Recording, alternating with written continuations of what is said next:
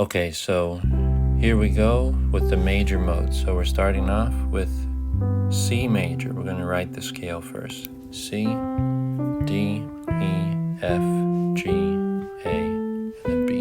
And the name of this mode is Ionian, or people will just call it the major scale. So that's the scale, and then the chord that comes from it is a major chord. So the chord is made up of the root, third, fifth, and the seventh. So we've got root, third, fifth, seventh. All right, so this would be our one chord. That's the first mode. So we're going to do the second mode. So the second mode starts on this D. It's the second note of the scale. What we're going to do is write that scale out. D, E, F, G, A, B, C. Okay, this is a minor scale, and this is called Dorian. So if you take the root, third, fifth, and the seventh, so you got root, minor third, perfect fifth, minor seventh. So that makes up a minor chord or a minor seven chord, so two chord. The third mode is starting on this E, so we're going to start and write the notes for the scale: E, F, G, A, B, C, D. This is another minor scale. This one is called Phrygian. You got root, minor third, perfect fifth, minor seventh. This is your three chord. Then our fourth chord is going to be starting on this F. This is a major chord. F, G, A, B, C, D, and then E. This is called Lydian. You got root, major third, perfect fifth, major seventh.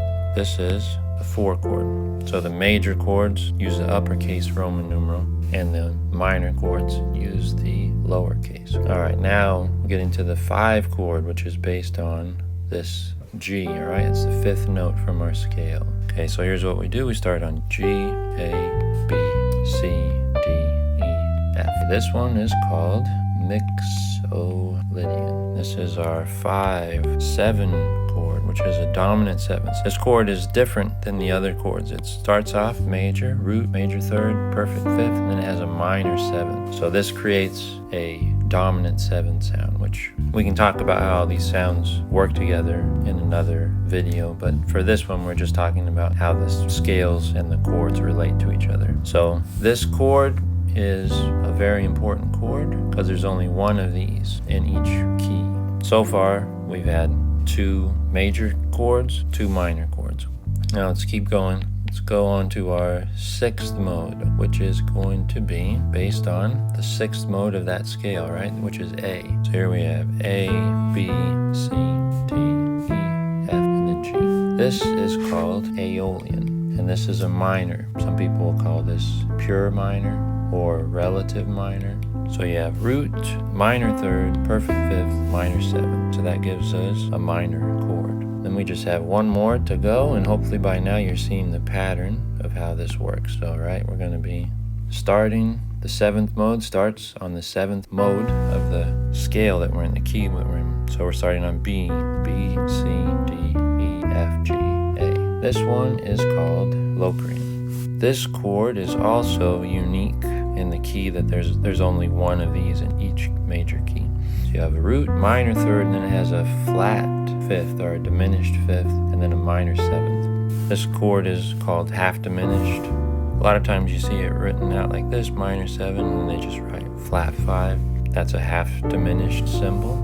Those are the scales and the mode names. Now what I'm going to do is just go through real quickly and show you how these chords would be written out, so you'll be familiar when you're looking at a chord chart or a piece of music. So C, this is major, so this could be written out C major, or it could be major seven, so they could have the seven there.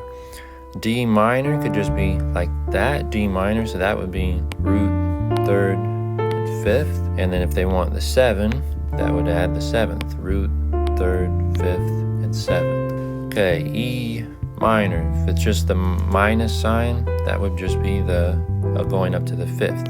If they add the seven, then we would add that seventh note, okay? So we would add this note.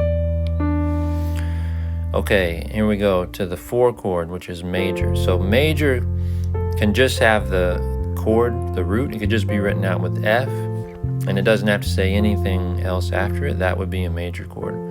Or they could write the abbreviation MAJ, And that would be root, third, fifth that they're asking for the chord.